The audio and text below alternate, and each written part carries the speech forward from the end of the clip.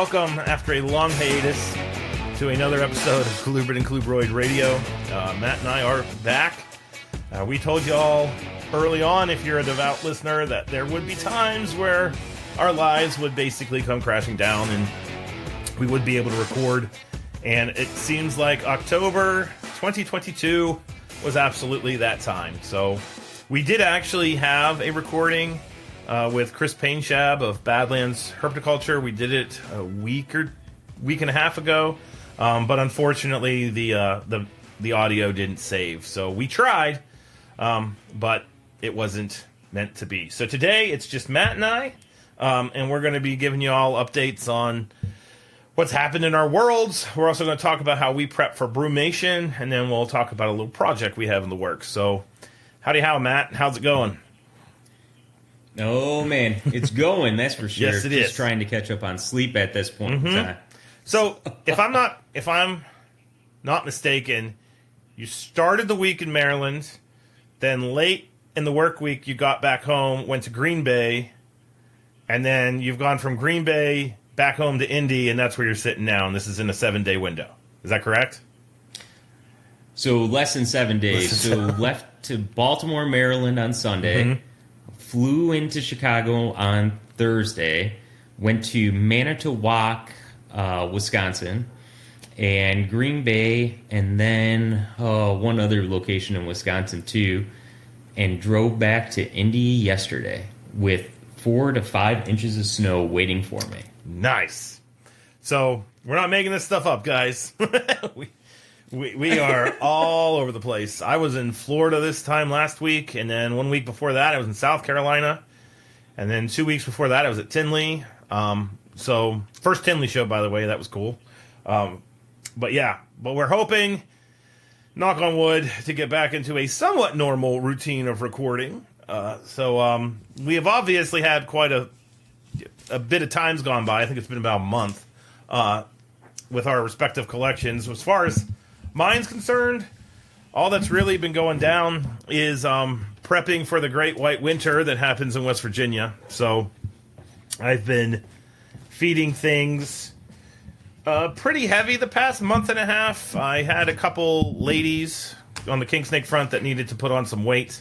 One of my big false water cobras needed to put on some weight. So I have been basically, for lack of a better word, cycle feeding about half the colubrids, and then the other half of the colubrids just been doing the normal fall feeding thing. And my goal, I'm a little late in shutting everybody down because of that crazy work schedule. So my goal is to have everybody's last meals fed out, I think, end of next week, because I need to push things and have a little bit of brumation last a little longer in the winter, because I have some travel I already know I'm going to be having in the middle of March, and I don't want things to be warming up until after that. So that's kind of where I am at. All the babies are out, which is good. The holdbacks are growing and eating, which is good. Haven't really gotten anything new other than a couple king snakes, and that's all I have. So what's going down with your collection as of the recent present? Oh, man.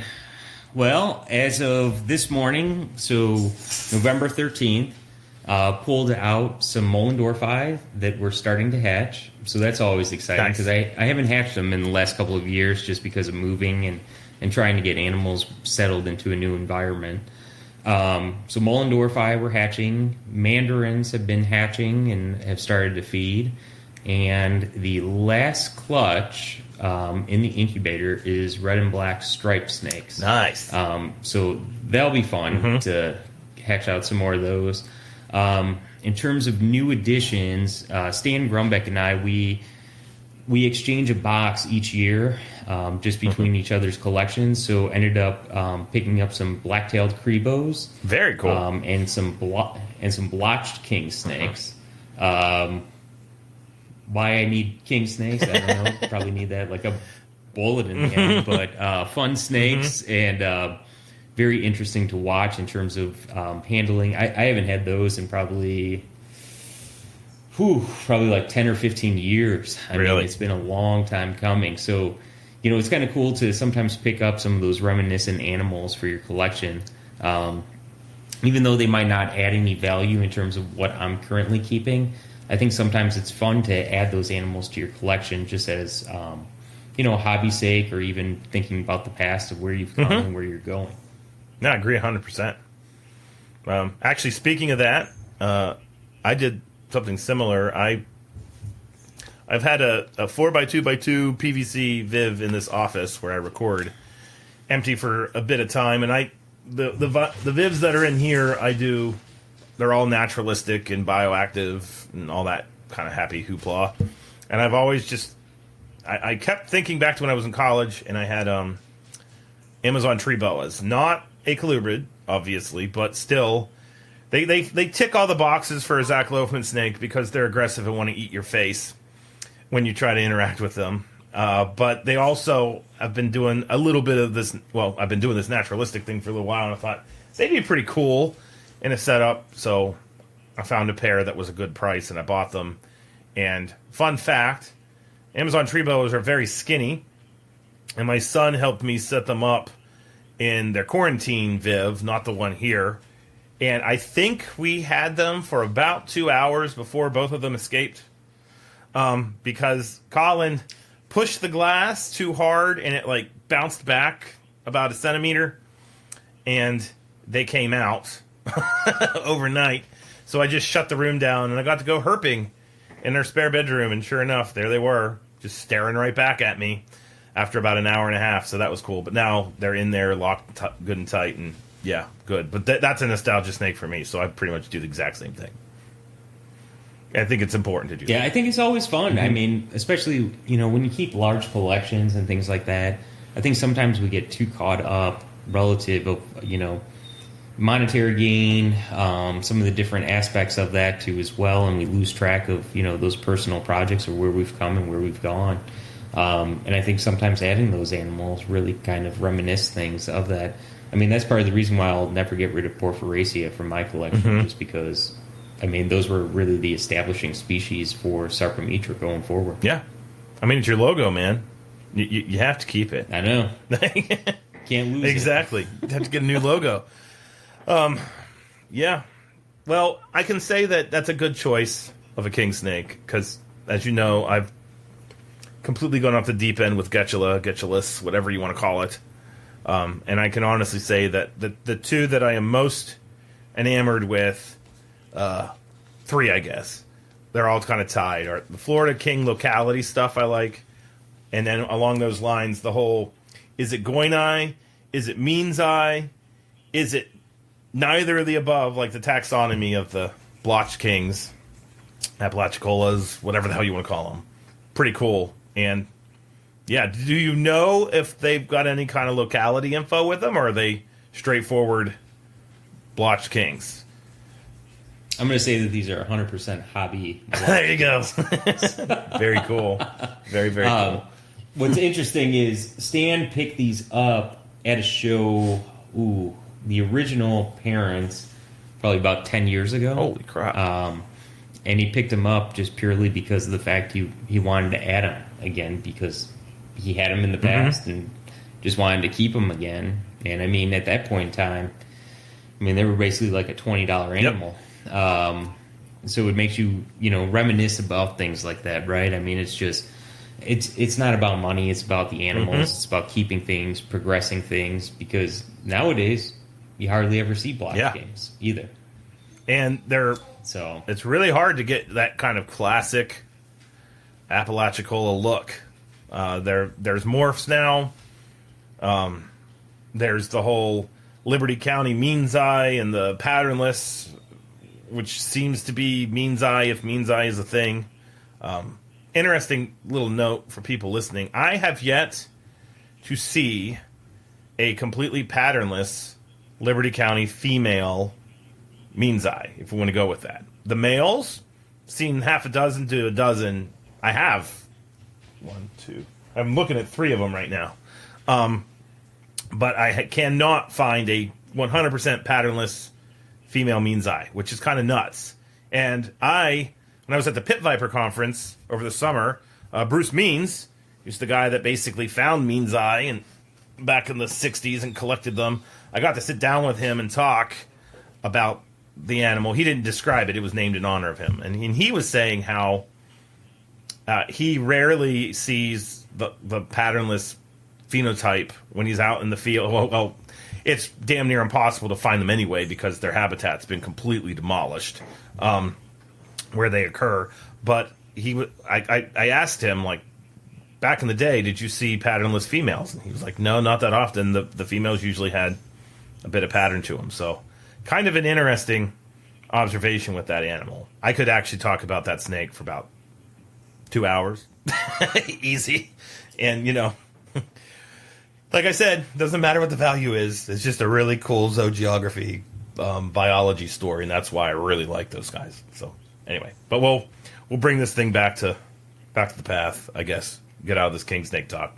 So yeah. Well, I mean, that's a big part. I mean, we've talked about localities several times on these episodes, and I think it really kind of brings into a different aspect of that. I mean, it ties in so many different personal stories. It brings up so much in terms of temperatures, climate, geography, in terms of the biome of that area.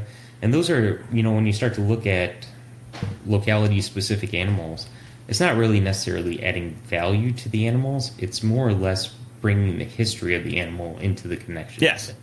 And, keeping those kind of animals pure to that nature, when you start to interbreed or different localities with one another, sometimes you can actually create some issues for yourself because, naturally those animals might be feeding at a certain season.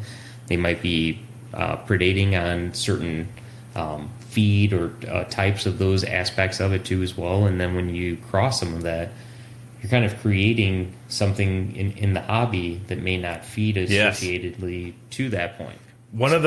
That's a great point. One of the things that's been really cool about this fall is this time last year I had acquired about 70% of the kings that live at the house here. And then over the past year, I made a spreadsheet of everything I wanted to get and somehow have managed to get it all, which is nuts.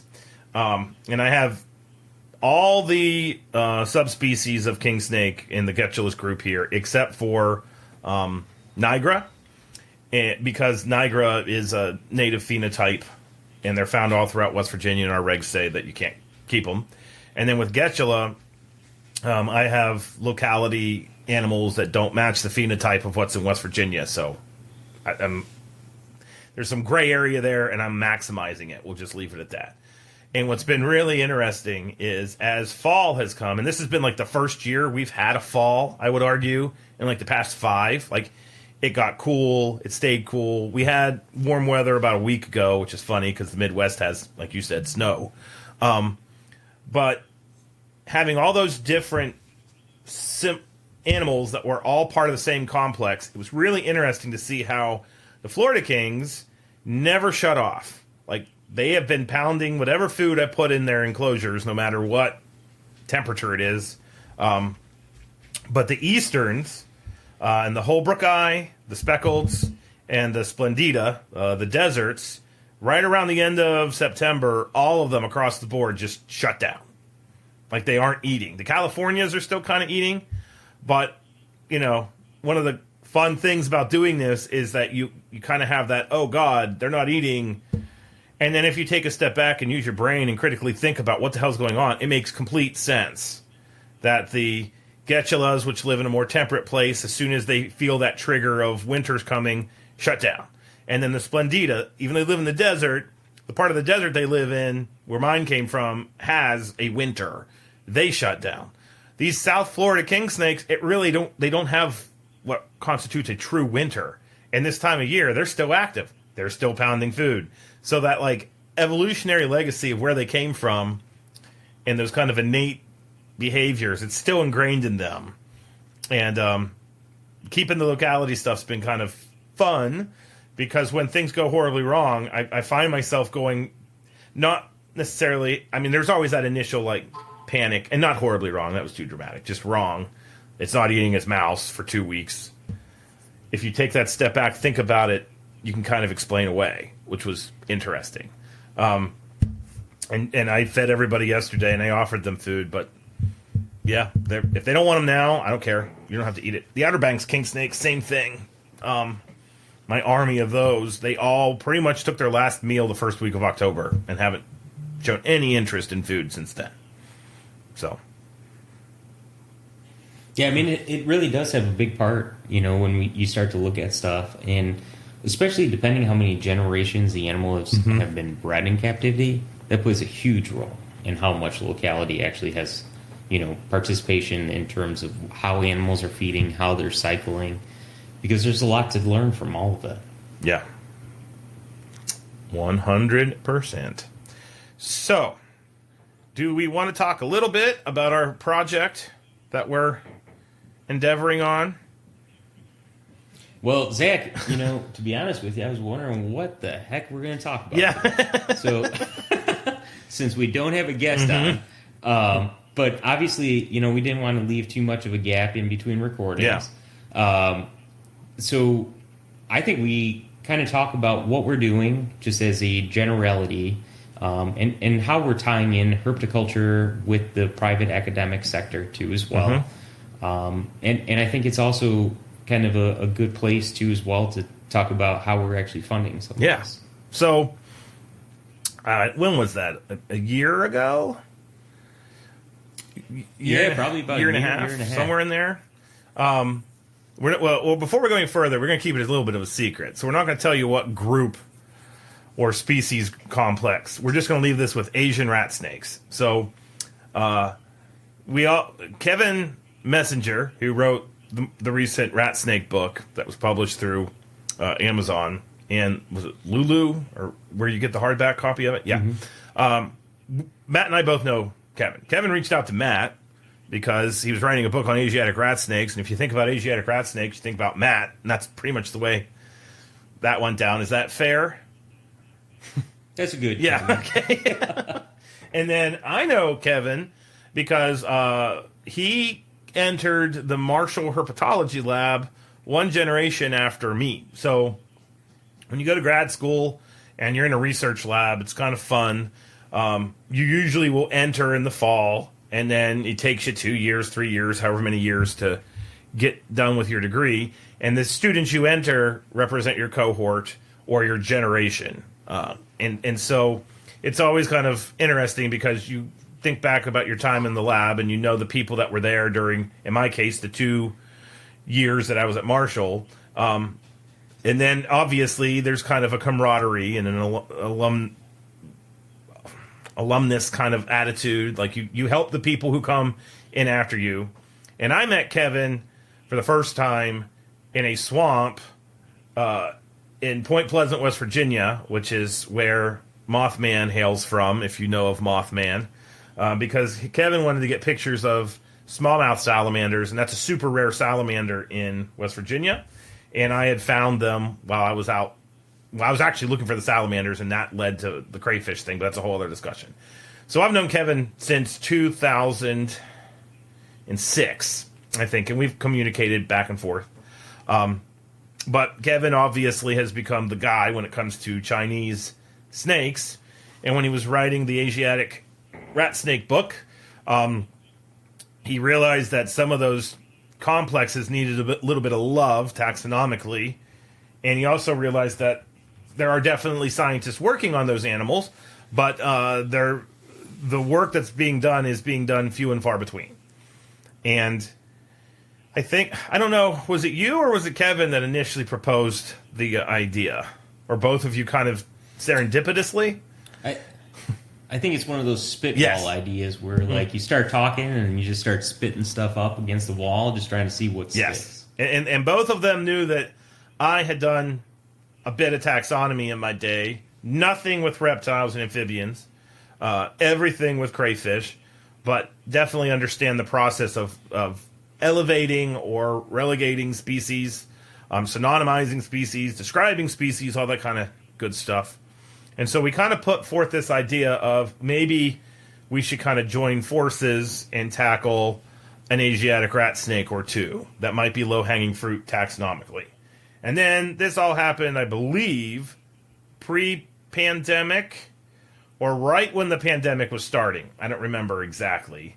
Maybe it was post-pandemic. I think it's like 6 months in. Pandemic. Yes, that's right. Because I remember when we had our first Zoom call, the conversation was, "Oh, this thing's going to go away.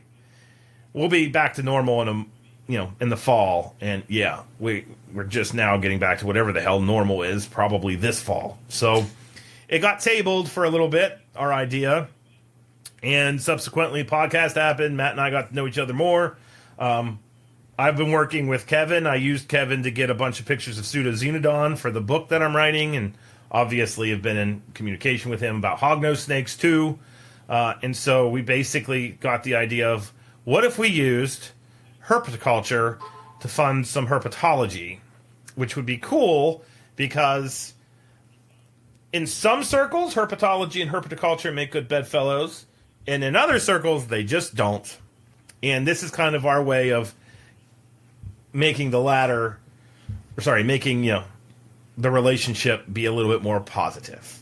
So that's kind of what we're throwing around the idea of. So, Matt, why don't you tell peeps a little bit about how we're funding the research? Because this is pretty cool. And it is, for the record, he's not going to give himself credit. This is Matt's brainchild, and it's kind of awesome. So. Yeah, so part of this was to kind of look at, respectively, how could we actually tie these two together, as Zach just mentioned.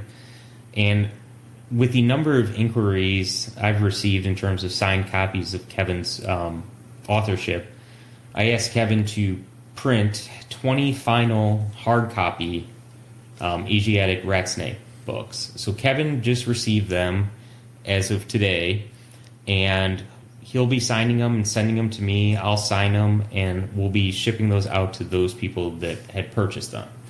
This is going to be the last set of signed copies, and these are going to be hard-covered with glossy pages, too, as well. So very different from what we offered initially. So for those that are collectors but also wanted something very different, this was one of those means of that.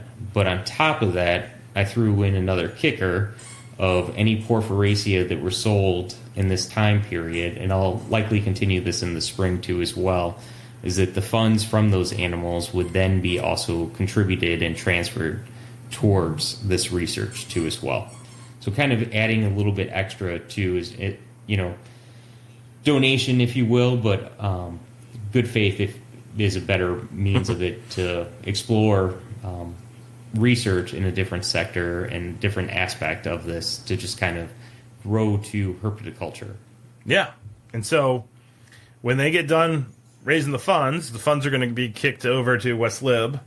I'm a research biologist there, so we already have plenty of accounts open that the money can drop into. And then what we're going to do at West Liberty is we're going to get some tissue from legally obtained animals, and basically we're going to run the DNA that we need to work on this group, and hopefully get some undergrads on it, which is important because this isn't just for us to do. We're trying to pay it forward and teach some students about what it is to be a zoologist, a systematics biologist, any or all of the above. And so the funds that are raised from this will be going towards their projects. Those students can then use this as their capstone. We have every intention of supporting the kids going to some herpetology conferences to present what they find. And then our ultimate goal, which we will see through to the end because both Matt and I are completionists and will not let this die, is to take the results of the study and then hopefully write up a paper, get it through peer review, and get it published. So by completing that circle, we're using funds generated from herpetoculture, from the book sales, to then teach students how to do this kind of work, get them in the lab, and then take that to the meetings, present it, and then hopefully write a paper for publication, which is our ultimate outcome. We don't, it's going to take a while. We'll give you all updates as it proceeds, but that's definitely something that's happening. So how many books were left, Matt? So as of today, there are only 5 books left out of the 20 that were ordered. All right. And those went quick within about a week of being ordered. So if you're looking for a Christmas present or you're a collector, I would highly recommend contacting me to order a book. There you go. And so our hope is to get the final set of books sold soon. So if you're even remotely in the... And if you don't have Kevin's book on Asiatic rat snakes, for the love of God, and you like Asiatic rat snakes, yeah, you need to get the book. I think I bought it. I have the hardback and I have the softback, and then Kevin sent me a copy. So I have 3 copies of this thing floating around my house. I have one at school, and then 2 of them are here, and I use it fairly frequently. Actually, it's a really good, fun book. So, by all means, give this some consideration. So that's what we're doing. Mm-hmm. We'll give you all updates over time. So, yeah, especially if you get tired of waiting for me to respond on incubation temperatures or things of that nature.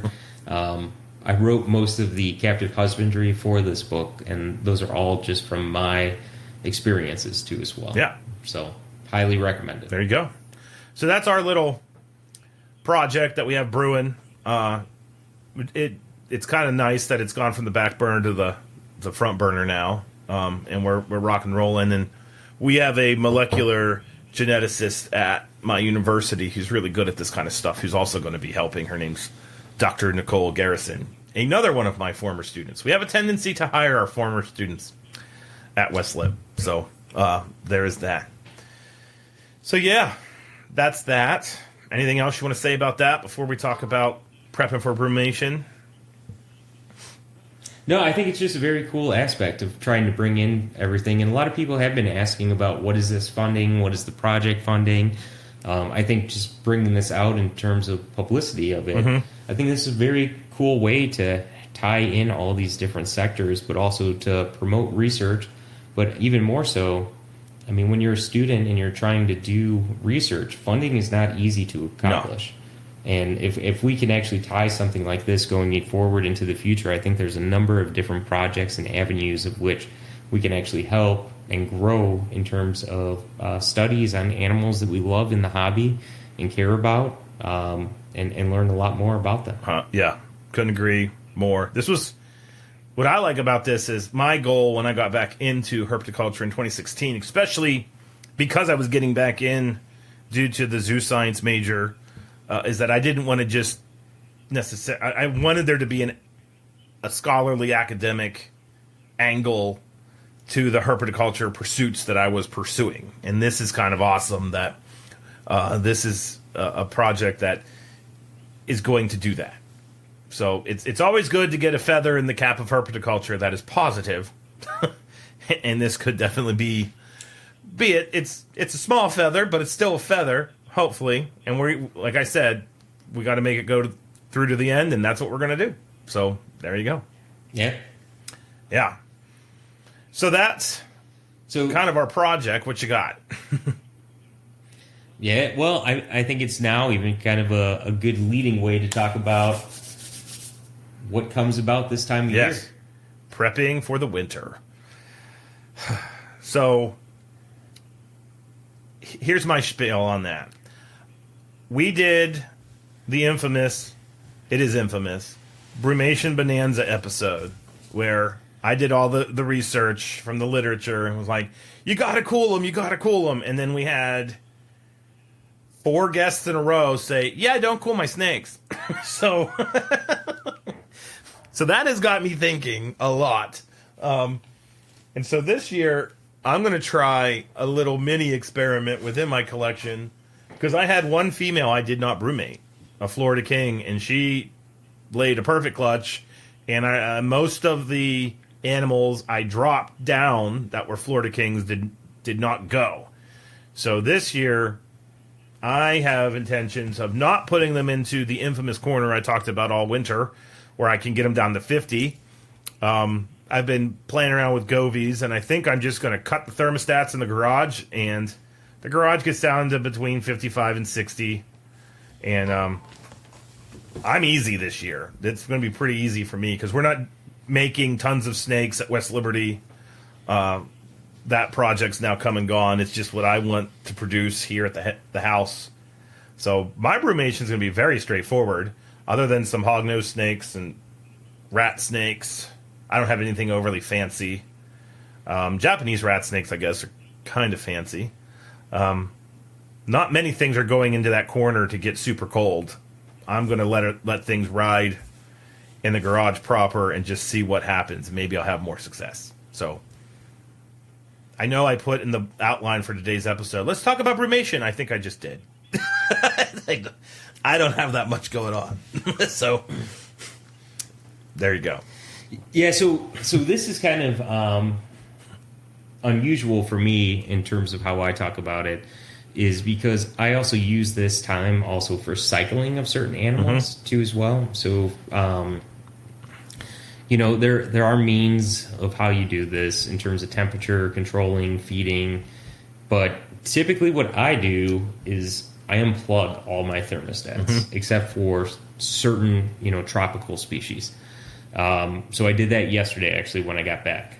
And what I ended up doing was just unplugging everything. I don't ramp down thermostats because everything is in my basement. So right now it's about 74, 75 degrees in terms of temperature down there. And what will end up happening over these next couple of weeks is by pulling the thermostats from everyone, is that room will slowly start to drop because there won't be any heat in that area. Gotcha. And I'll open up a couple of areas to get some cold air into that room. And a lot of people talk about getting animals super cold, but probably what will end up happening is it will go from mid 70s to about 70, and then by mid-December it will only be at about 61, 62 degrees. And from some of the people that we've had on certain episodes and things of that nature, I do believe in light cycling. So I will not have any lights on in that respective room.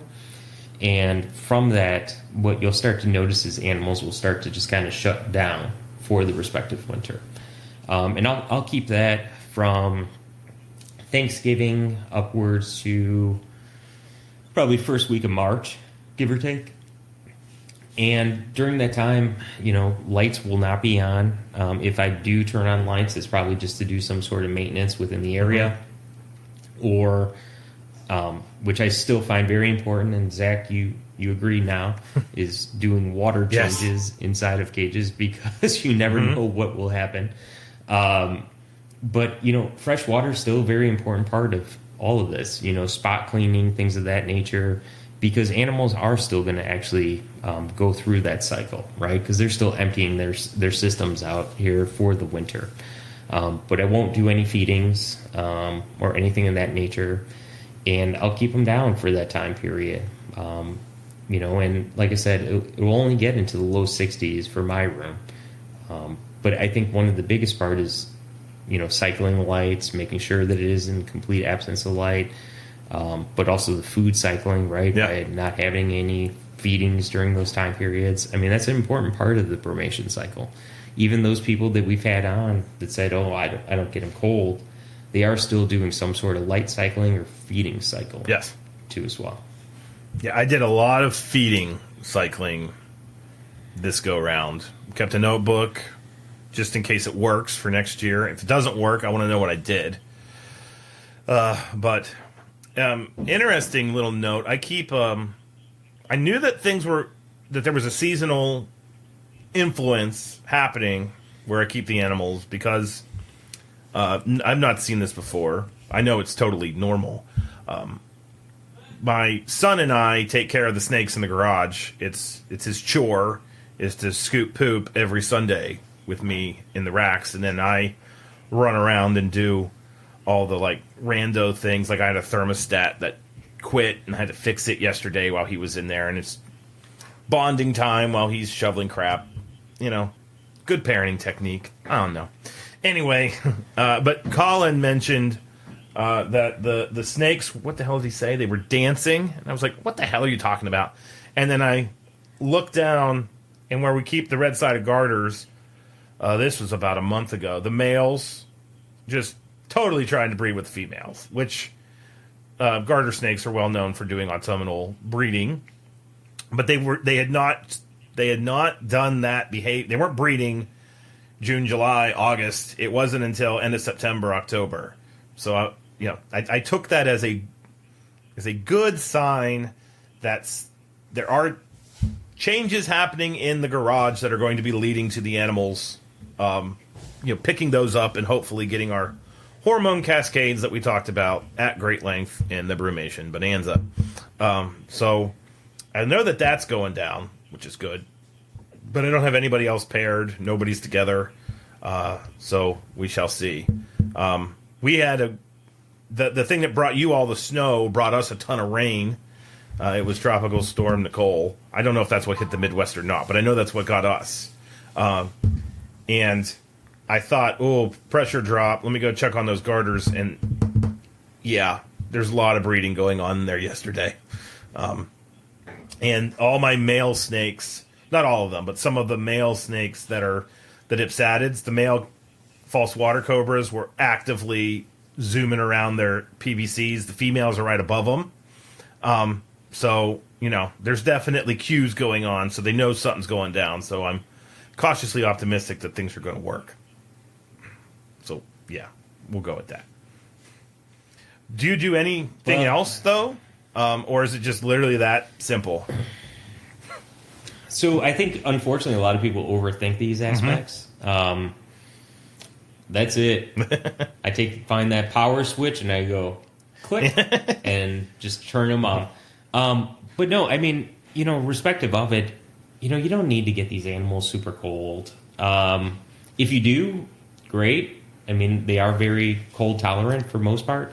In the past, I've gotten animals down to the low 30s. But is it necessary? I don't think so.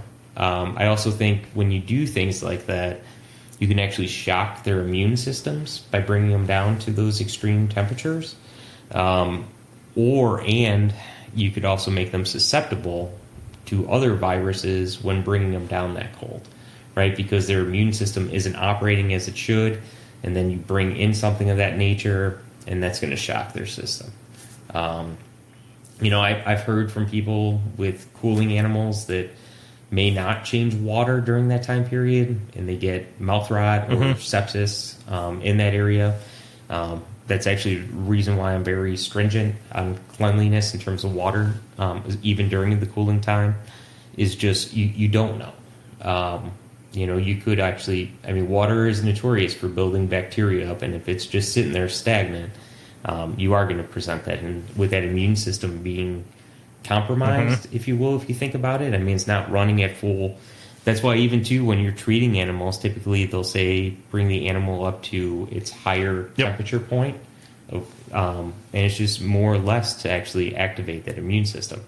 But other than that, that's about it. I think I'm going to try something different when bringing animals up this year. So not necessarily cooling, but I think I'm going to leave my males down an extra month.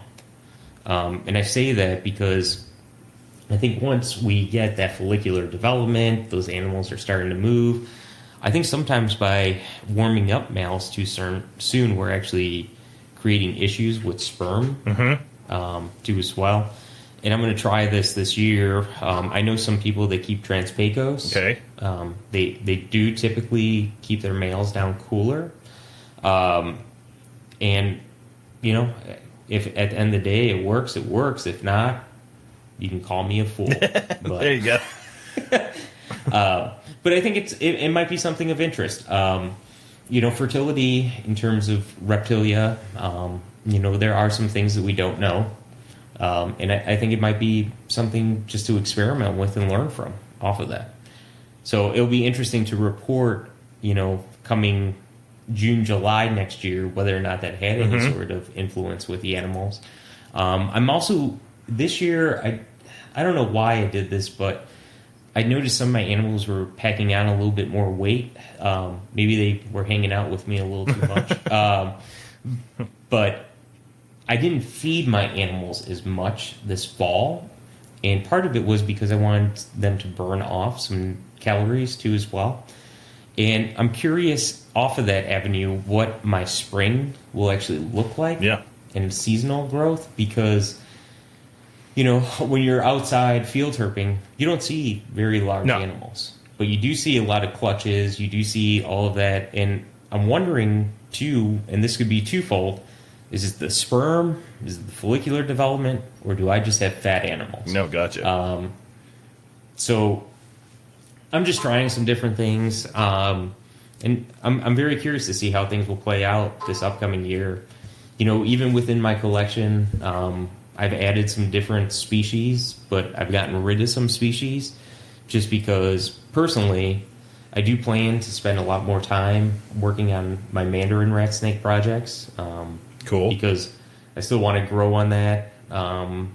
This year, too, I noticed I've been paying more close attention to the age of my animals, and I've had to replace some animals this year just in terms of holdbacks and things like that. It's a double-edged sword, right? Yep. Especially when you're breeding animals that will start to create a toll on your respective collection. So I ended up holding back a bunch more Japanese forest rat snakes too as well, because I don't see many of those in private collections anymore. Rhino rats, rain snakes, a lot of things that are just personal projects to me. I've wanted to hold back a little bit more. And then, I really like corn snakes too, so I held back a whole bunch of corns just to grow up and kind of just keep adding to that. Yeah. And I held back a whole bunch of tricolor hogs. So hopefully the tricolor hogs that you picked up from Kevin, they're doing great, by the way. Sent them are doing well. No. Yeah, awesome. Every time that one of those little, I love them before I go any further, but I also resent them because they eat. Every single time I offer them a pinky, they eat, and I think about all the tricolor hogs I hatched that didn't eat. So when I was writing the book, I talked to a couple breeders for tricolors, and they all said there are definitely lines or of animals that eat, and there are lines that don't eat. And now I'm living the life and seeing it, and they're little pigs, man. In fact, I lost track of feeding, and I had an absent-minded professor moment. I was like, oh shit, I didn't feed them this week, and then I fed them. Well, I'd actually fed them like 2 days before. And the pink, we don't have small pinks at West Lib anymore. We've got big ones because all of our neonates are bigger. And those things were like, they ate both snakes ate both pinkies, and they were so damn fat that they couldn't wiggle. I was like, Jesus. So I didn't feed them the next week. But yeah, no. How many of those did you make in 2022? Oh, I don't even know anymore. I lost track of it. I actually had a clutch of eggs go bad just recently in the incubator, which I was okay with.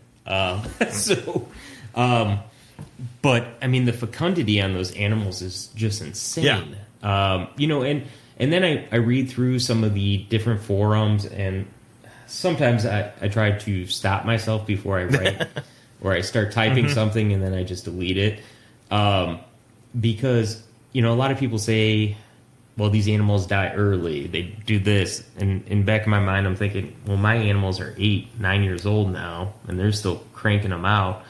But I really do think it's a lot of people just feeding inappropriately, maybe not feeding proper dietary. I do think there is a lot that has to do with lineage of animals and how that actually transpires to the long-term success of these animals. We've had people on these episodes talk about tricolors, and I've never had any of the issues that other people have identified in terms of not feeding or being difficult feeders or rubbing fish juice all over them. Yeah. Where I'm like, nope, a couple drops of Dawn dish soap and we're good. Yeah. I really do think, adding very successful or strong lines to your collection is a very pivotal point. But man, I would say maybe like 200 animals. That's insane. Maybe. Yeah, and I've thrown away some eggs too, off that nature just because of the nature of the fact. Yeah, right? no. But Did yours? I mean, it's a lot of work when you get into it. I have a question about them stopping. So I know with tricolor hognose snakes, one of the issues is once they start going, it's to get the ladies to stop. And on the one hand, when you look at it through like a herpetoculture lens, you might start to think like, we've got to make them stop. They're going to burn themselves out. But in nature, there's a reason why that snake is pumping out eggs once a month, 8 or 9 at a time. And obviously there's cues there that make them stop that may or may not be present in human care. I don't know. I've thought about this forever.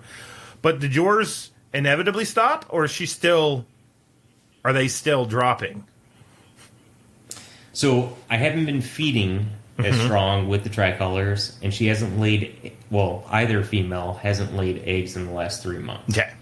So I would say the food cues help, which, if you were thinking in terms of a nature setting, when food is prolific, you would be producing animals, you would be going through follicular development, egg cycles, and by not feeding as much, the animals have slowed down in terms of what they're actually producing. Because I've given this a lot of thought. I don't know if this is in the book or not, but I definitely think about it all the time. And I think that I think that this is one of there's this idea that the zoo world talks about, and I love it. It's called folklore husbandry. Robert Mendick, who's the curator at Audubon Zoo, wrote some really cool papers where he just full-on attacks both zoo and private herpetoculture, and basically saying that a lot of our dogma that we do comes from the whole idea of, well, this is the way it's always been done. I've always done it this way and it's worked. Therefore, this is the way. And that's not really the way that you progress anything. It's a way that you keep things going, but it doesn't necessarily lead to any kind of advancement because you kind of get stagnated. And this whole idea with the tricolor hognose snakes and them burning themselves out. In nature, those animals are eating ectotherms. I tried to find any kind of record from nature of Pulcher, Semicinctus. There's another one. There's 3 of them, and I can't remember the other one off the top of my head. Eating a rodent. Couldn't do it. But I found plenty of records of them eating lizards, other squamate eggs, which was kind of interesting. They're egg eaters. And then I found records of them, of course, eating amphibians. And if you do a deep dive into like caloric intake and more importantly, fat, you will learn very quickly that there's nothing more fatty than a small mammal compared to lizards, amphibians, and squamate eggs. And it very well could be exactly what you said. I think a possible reason why the tricolors just keep going is that we feed them this diet that is loaded in both protein and fats, which then build up fat stores in their bodies. They then have that fat store, which is the product for vitellogenesis. Like, that's what they need to make eggs. All the dipsadids are notorious for doing sperm retention. So you've got the sperm in there. And you create this kind of dynamic that's beautiful for a breeder, horrible for the individual, where they've got the fat stores and the extra protein and everything in their bodies to just make clutch after clutch after clutch after clutch because of us feeding them rodents. And if we segued them over to an all amphibian sausage, or fed them feeder geckos, or fed them something where the biochemistry, what they're eating, is very different, I don't know if they would necessarily produce as much. I think they would still multi-clutch, but I don't know if you would get 6 or 7 or 8 clutches of 10 eggs a time. So I think that might be a byproduct of us and the way that we keep them, and not actually giving them a diet that's natural. Just food for thought. Oh, no, I agree 100% on it. I mean, it's a big part of it. And there's my... Yeah, that's okay. But no, it's interesting, and I think this is actually true amongst other species too. Rhino rat snakes, crebos. When you look at those animals and how they're breeding, and also in terms of some of the issues some people bring up, I mean, my Cribos, I feed them tilapia, I feed them chicken, I feed them rodents, but I don't do a complete rodent diet of that nature. I do offer some diversity in that nature. Yep. And the reason why you're hearing the dogs barking is Cujo has a snake stuffed animal toy, and they're fighting over it. About there you go. But I think it's an important aspect, especially when we look at, feeding some of these animals and how those things actually play a role. There probably is more to learn about husbandry than what we actually, consider in terms of dietary intake. Yeah. No. And I think cooling them down and not feeding them, you took away what ultimately led to them having the extra nourishment, which then led to them not having the energy and the stores for vitellogenic activity, and then it shut them down. But I think that when they lay their eggs, they look deflated. So our response is feed it. So we feed them, and then we're feeding them the high protein, high fat diet, which then causes the fat stores to bulk back up again, and then biologically speaking, they've got the sperm storage, and if they were in nature, this is a boom year, so they're going to drop more eggs. And I do also agree with you. I think the way we keep tricolors now is the reason why there's this idea that they are a short-lived snake. I think if we kept them differently, and Roy Blodgett, sorry if I butchered your name, Roy. He wrote an article for the Herpetoculture Network's Herpetoculture magazine, and I know that he feeds his animals a Reptilink diet. He tries to avoid rodents at all costs. And I've seen pictures of his snakes. Many of them are in the book. And if you just look at Roy's pictures of tricolors compared to other people's tricolors, the physique of that animal is very different than the typical Palcher body plan. But no, this species is one that's kind of near and dear to my heart. We've talked about it a bit, and after writing the chapter on them, I realized, people think that they're a hognose snake. They are not a heterodon at all. They are a completely different beastie, and I feel like they're just waiting for somebody to do some pretty in-depth work with to kind of show we thought this, then we changed to we thought A, we changed our keeping to B, and then everything we thought about them is different. I really think that that's an animal that could go down with.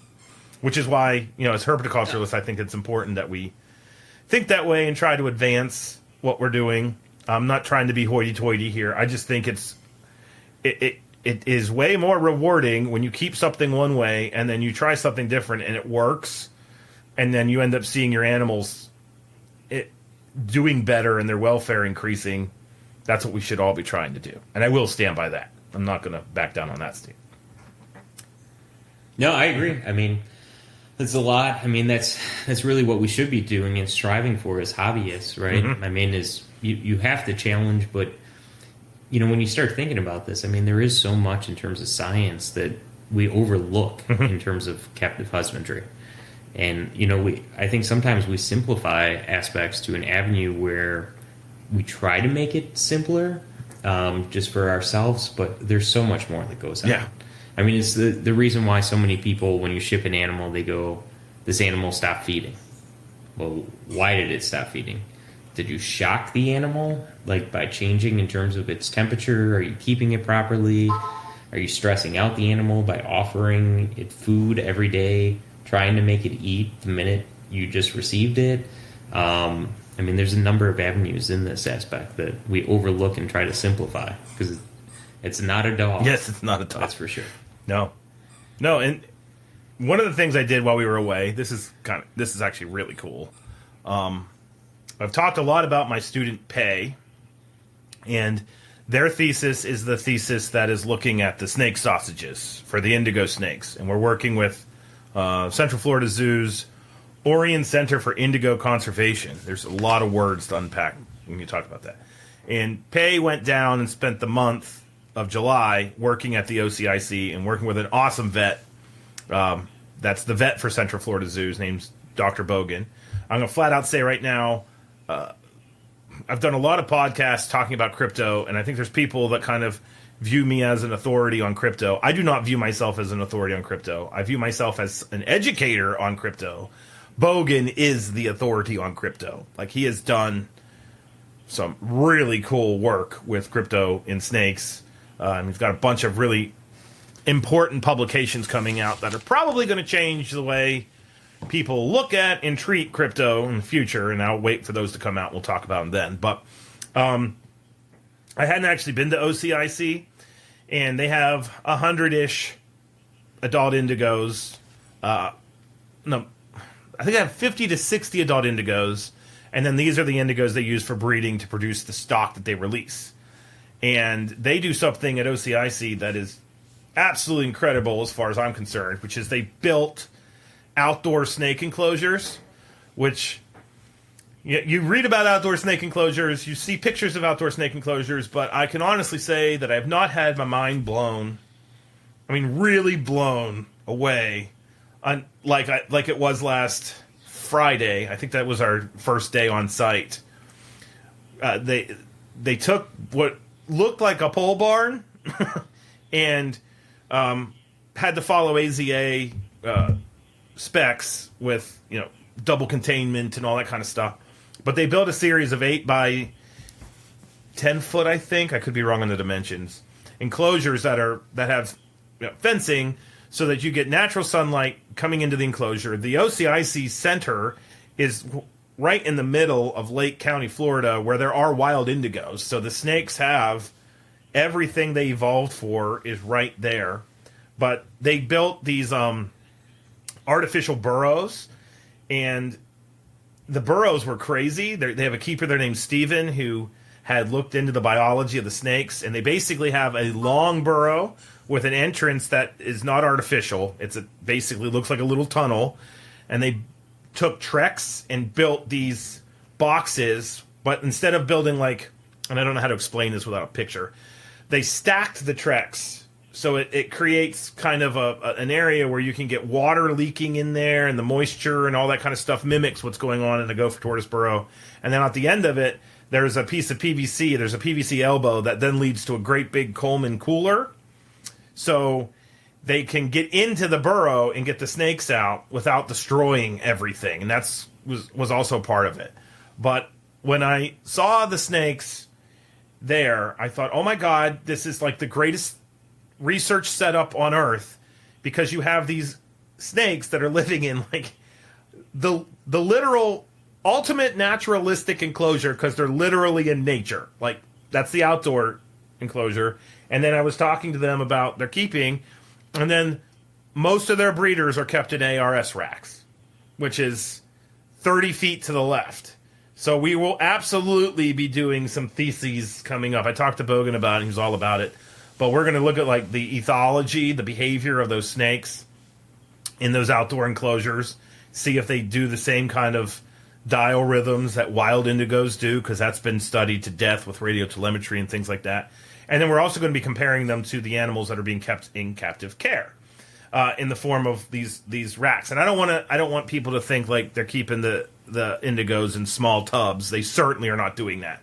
I don't know the tub sizes for those, but there's the tubs that are 5 feet long and 2 feet deep and 10 inches tall with the windows. That's what the animals were being kept in. But what was awesome about that space, though, is this is a space where they're doing this work. They're producing indigo snakes.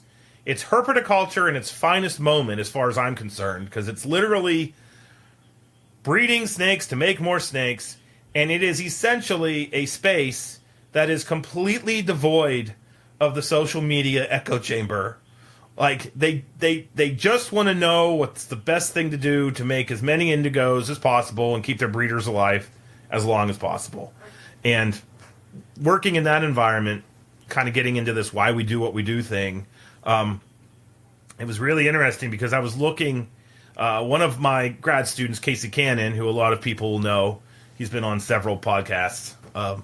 He was down there with us, and it was fun because Casey would be saying things like, well, in the private sector, we would never do this because of blah, blah, blah.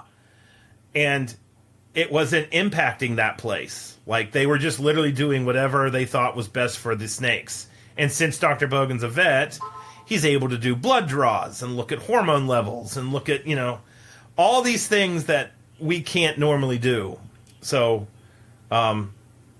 absolutely going to be doing a lot of work there. But, yeah, fantastic. And I don't even know why I'm talking about this right now, but I felt like it had something to do with tricolor hognose snakes laying too many eggs.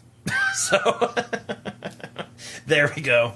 But no, really looking forward to getting back down there. And we did the blood draws for Pay's project to see the impact of her sausages, which will be really cool.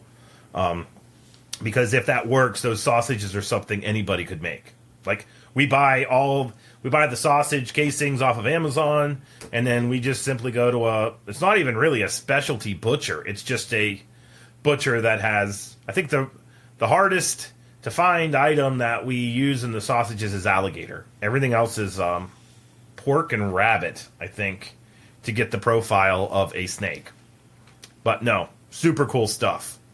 Really looking forward to seeing where all this stuff goes in the future. But yeah, we'll keep everybody updated. I'm going to try my damnedest to get Bogan on the podcast at least once. And we'll see what whether we can make that happen or not.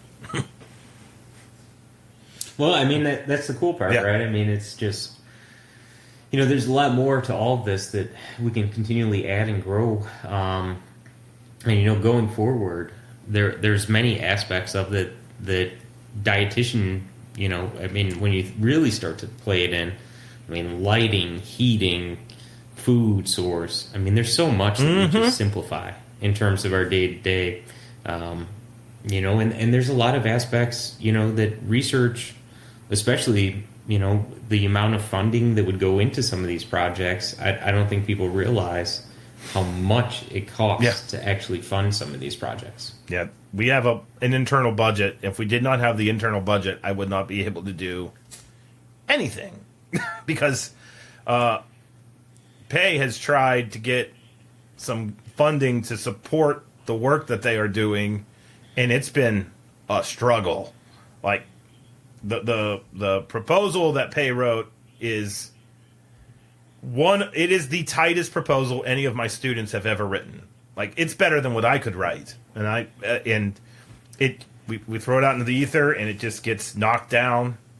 And it's not because it's bad science. It's not because the proposal's not working. It's because we're going up against people who want to fund diets for, like, African wild dogs in zoos, and how to make gorillas have a better life in zoos. And if we're competing against that with a snake, we have a really we have an uphill we have a hill to climb that is close to mountain probable. So thank goodness we have the internal budget, and I am super pumped about this particular project because one of the things I did last weekend, which was,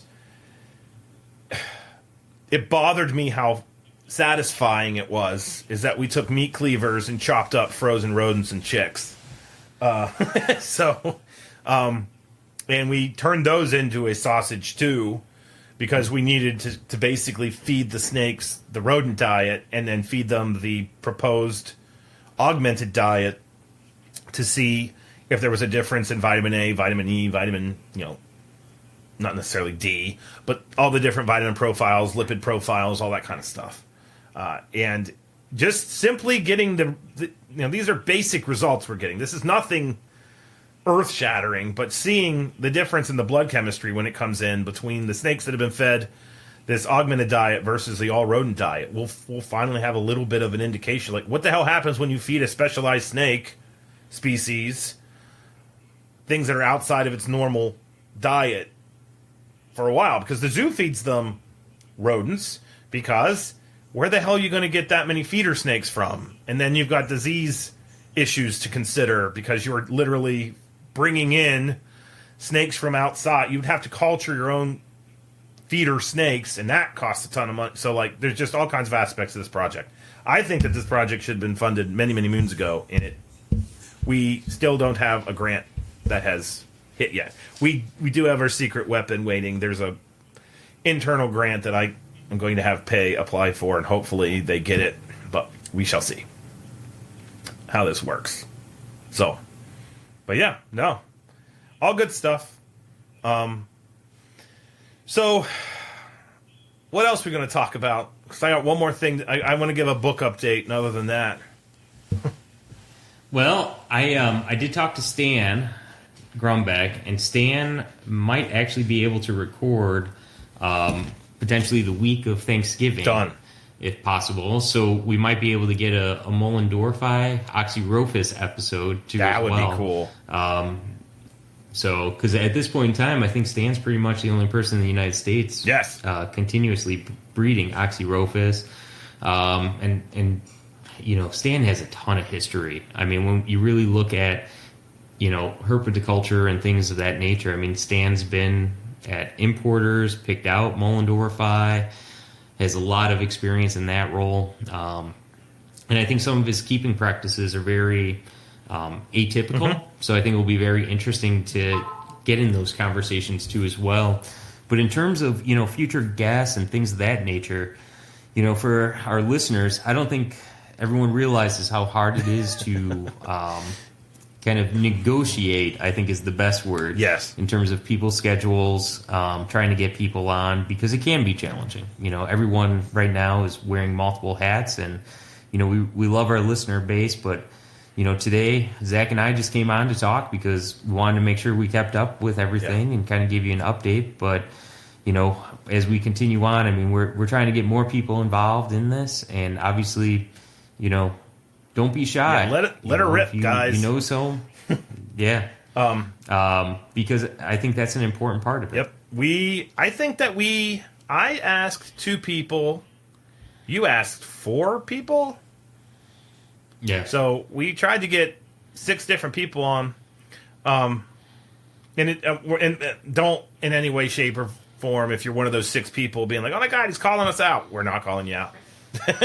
We definitely had some people that will be on, they just couldn't make it. But no, we will gladly take it. I've had a lot of people, I've had at least 4 people in the past month reach out about spiloides, tiger rat snakes. We will definitely be having a tiger rat episode within the next 6 months without any problem. I can tell you that. And then I do think, since this is kind of just a fun catching up episode, we actually have a topic with our podcast that seems to be cursed, and that is locality colubrids, because we had an episode with Chris Montross, that we recorded, and there ended up being a really bad echo, so we couldn't let that one rip. So Chris will definitely be coming back on. And then I recorded, like I said, in the void of time with Chris Painshab, and we talked, like, the whole conversation, because it was just him and me, was about why locality, and it was a great conversation, and I thought, wow, this is fun, this is a good one. And then Eric informed us that we only had 20 minutes of Chris, and that was like 2 hours and 15 minutes of goodness. So we will be bringing Chris back on. So we have at least 2 locality guests coming back on in the future. But yeah, that's our cursed topic. So we will definitely be making sure that everything is lined up properly whenever we go and return them back on. But I do want to thank both of them for giving us 2 hours of their lives, even though there's no proof they did. So there you go. My last little update, because I do have people that reach out periodically, and I've talked about it a lot. I feel like I never stop giving updates on it, and I want to be done soon. Is the book, the Xenodontine book, or Dipsatid book, technically Xenodontines, the book that focuses on the falsies, the Barons racers, Musaranas, tricolors, all those guys. Russ and I had it. We thought it was done. I am very happy that Russ made the suggestion that we get a forward written, and he reached out to a couple people, and one of the people he reached out to was Mark O'Shea. And if you're a herp person that watched Animal Planet in the early 2000s, you would have watched Big Adventure. I remember this like it was yesterday, because Big Adventure was on right before Steve Irwin was on with Crocodile Hunter, and the running joke was that I wanted to watch big adventure, and then the crocodile would come on, and I would turn off the TV. So I like Steve Irwin, don't hate me, but I liked O'Shea much more because he was a biologist doing what biologists do. He had whole episodes where he would say, we're looking for this viper, and if they didn't find it, it didn't show up in the episode because he refused to plant animals. So it was like real, legit herpetology. And then O'Shea went on to write several books, one of them being 600-page monster that was published within the past couple of years called The Book of Snakes, which is just absolutely fantastic. So when Russ reached out to Mark and Mark agreed to write the foreword, I had a small stroke because it's really weird when one of your heroes agrees to help you. And yes, academics do that too. I do this all the time. I have my nerdy people that I hold in high esteem. And so we gave it to Mark, and then Mark proceeded to do something that turned out to be a godsend, which is he read it. He read the whole book, and then proceeded to inform me of all the mistakes I had made with the taxonomy. Because he is to snakes what I am to crayfish, and I desperately wanted somebody to review the book before it went to press, but we didn't know who would do that. And so I don't want to give the impression like it was a steaming pile of crap. It was not a steaming pile of crap. But there were definitely some corrections I needed to make, particularly with the genus Phylodryas, if you know them. That's what the Barons Racer's in. When I was writing that chapter, I finished writing and a paper came out. And it redid all the taxonomy that I had just spent 2 months writing about and trying to get straight. And it's really, really technical gobbledygook, and I was trying to make it so that anybody could understand it. And so I made all those corrections. It took me a month. And no joke, I will remember this as long as I live. I found out there was a species of snake called Phylodryas emeru, and I realized I didn't write about that. How did I miss this one? And I did a search, and when I did the search, this paper popped up where it was in there, and it wasn't in this genus anymore. And I was like, wait a minute. What the hell? Because all the taxonomy was bass-ackwards from the way that I had written it. And then I looked at the paper, and it was a preprint because the paper had been released literally that day.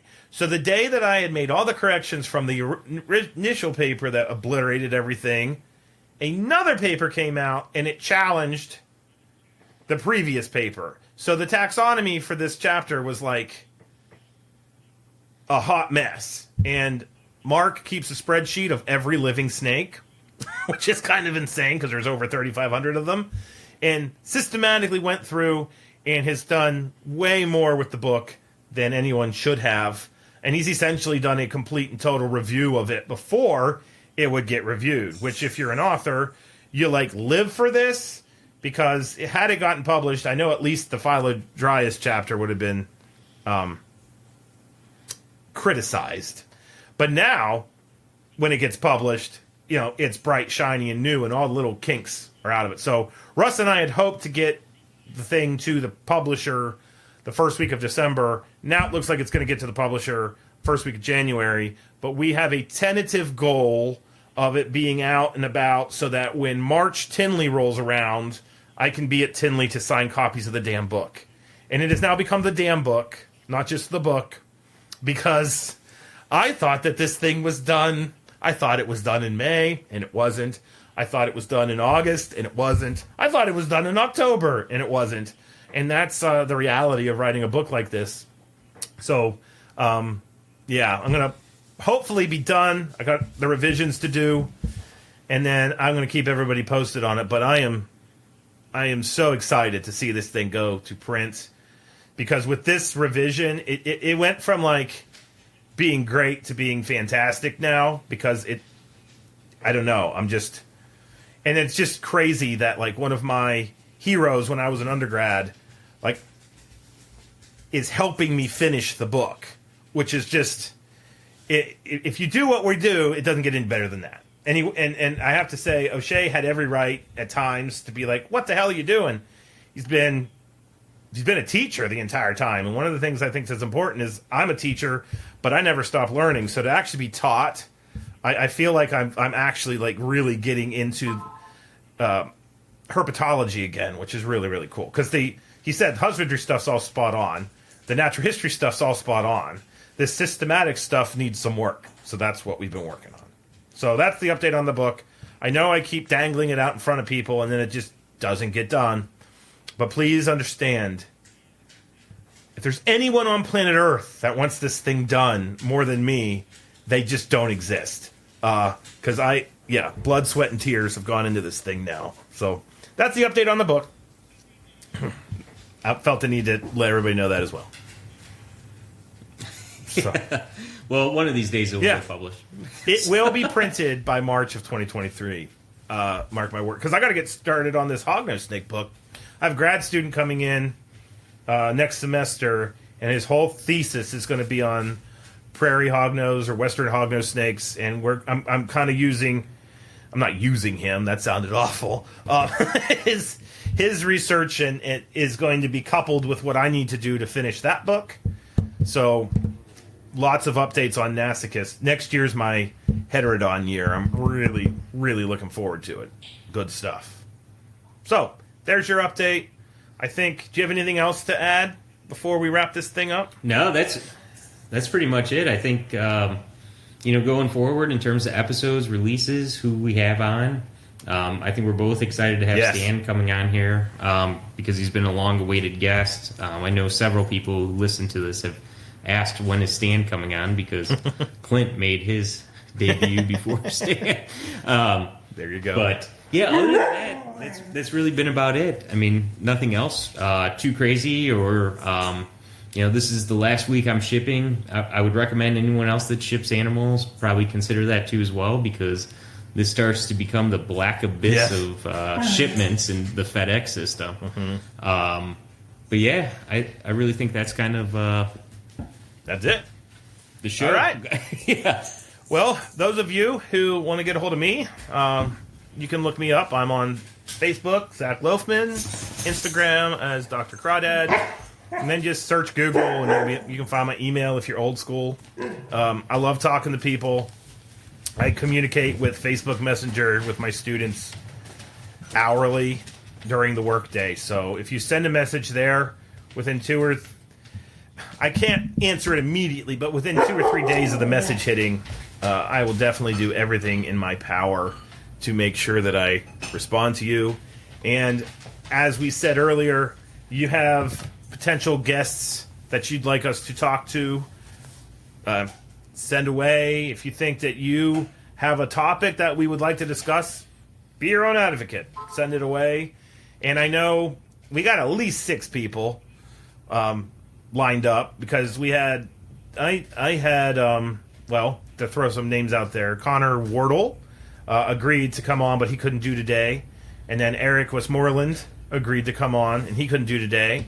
And then the other people need a little bit of technological help, but we're going to give it to them. So there you go. So where do people go to find you, Matt? You can find me on Facebook or Instagram with Sarpamitra. Okay, there we go. So, thanks for listening. We hope to get on a more regular schedule, hopefully. And with that, this has been another episode of Colubrid and Colubroid Radio. And Cujo, I think, is signing us off. So, there you go.